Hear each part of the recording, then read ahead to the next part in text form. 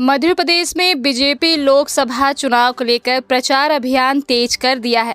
इसी के तहत रक्षा मंत्री राजनाथ सिंह ने शनिवार को सिंगरौली और सीधी में चुनावी सभाओं को संबोधित किया। उन्होंने कार्यकर्ताओं में जीत का जोश भरा। सीधी में राजनाथ सिंह ने राहुल गांधी को राजनीति का फिनिशर कहा।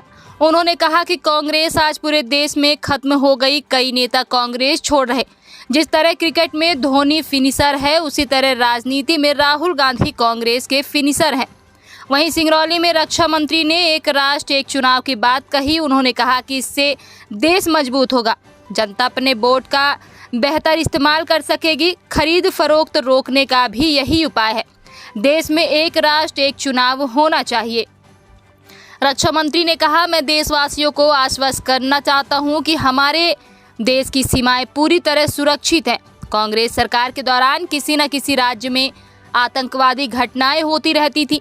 कांग्रेस और उसके सहयोगियों दलों के नेता लोगों को डराकर उनके बीच नफरत पैदा करते हैं। भाजपा कभी भी जाति धर्म के आधार पर भेदभाव नहीं करती, बल्कि हम न्याय और मानवता की राजनीति करने वाले लोग हैं। राजनाथ सिंह ने कहा कि भाजपा जो कहती है वो करती है। आज अयोध्या की धरती पर भव्य राम मंदिर बन गया है। रामलला अपनी कुटिया से निकलकर महल पहुंच चुके हैं। अब राम राज्य आने की शुरुआत हो चुकी है। राजनाथ सिंह ने यह भी कहा कि जब से मोदी जी भारत के प्रधानमंत्री बने हैं, अंतर्राष्ट्रीय जगत में भारत की प्रतिष्ठा और कद बढ़ा है। से मेरी बातें जनता तक जाएंगी।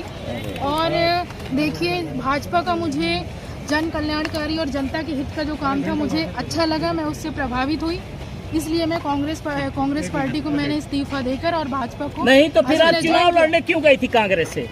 चुनाव हर व्यक्ति को नहीं, तो कांग्रेस से लड़ने क्यों गई थी? परिवार की लड़ाई नगर पालिका में 24 वार्ड है, उस 24 ऐसा कुछ भी नहीं है। 14% कांग्रेस के हैं। कैसे सामंजस्य बनाएंगे आप नगर पालिका को? देखिए, बात रही चुनाव लड़ने की और सामंजस्य बनाने की, वो बन जाता है, वक्त आने पर सब बन जाता है। भाजपा के जो पार्षद हैं, क्या आपका सपोर्ट करेंगे? क्यों नहीं करेंगे? वो अपनी पार्टी के लिए नहीं करेंगे क्या? क्या ऐसी भी आशंका चाहिए? क्या ऐसी भी आशंका है कि कांग्रेस पार्षद भी भाजपा की सदस्यता लेंगे? मैंने आपको बता दिया कि मैं उनकी जन कल्याणकारी कामों से प्रभावित होकर मैंने भाजपा को ज्वाइन। मैं खुद ही कांग्रेस पार्टी में रहकर उपेक्षित थी, इसलिए राहुल भैया के रहते आप उपेक्षित थी।